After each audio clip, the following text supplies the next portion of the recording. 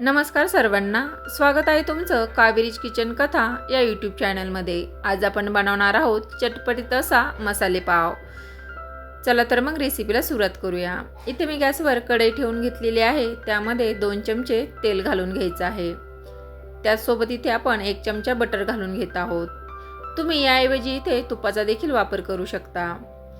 बारीक चिरलेला कांदा घालून घ्यायचा आहे। कांदा आपल्याला छान गुलाबीसर रंगावर येईपर्यंत परतून घ्यायचा आहे।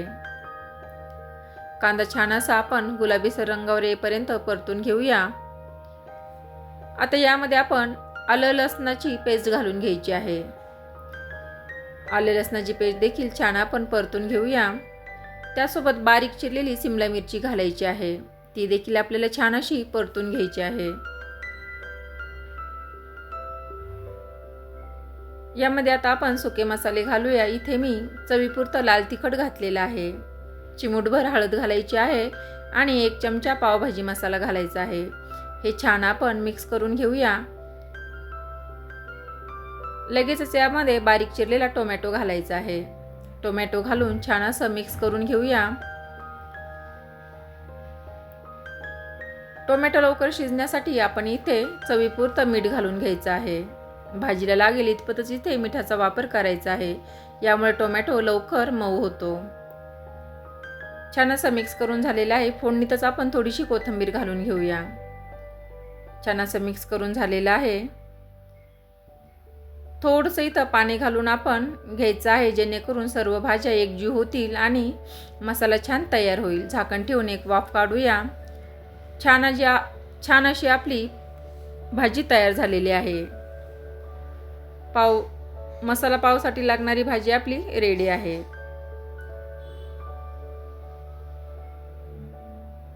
थोडीशी कोथिंबीर घालून घ्यायची आहे। मिक्स करून घेऊया आणि पुन्हा अर्धा चमचा इथे पावभाजी मसाला घालायचा आहे, जेणेकरून मसाला पावला छान अशी टेस्ट येईल। आपला मसाला तयार करून झालेला आहे। आता आपण पाव कट करून घेऊया। इथे मी 2 पाव घेतलेले आहेत, ते असे मध्यभागी कट करून घ्यायचे आहे। याप्रमाणे पाव कट करून घेऊया। बाकीचे देखील पाव आपण कट करूया।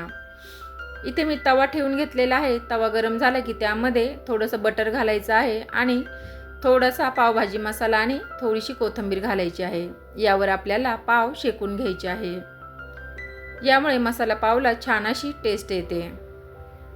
ही स्टेप नक्की करा।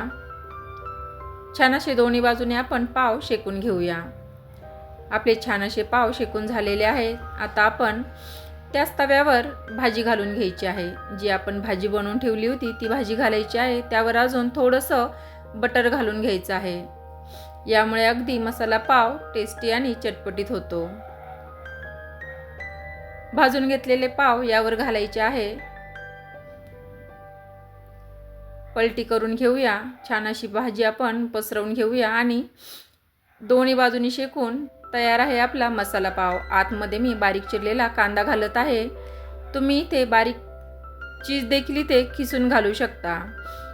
सुंदर असा आपला मसाला पाव तयार आहे। ही रेसिपी नक्की ट्राय करा। रेसिपी आवडल्यास लाईक, शेअर आणि सबस्क्राईब करायला विसरू नका। व्हिडिओ पाहण्यासाठी धन्यवाद।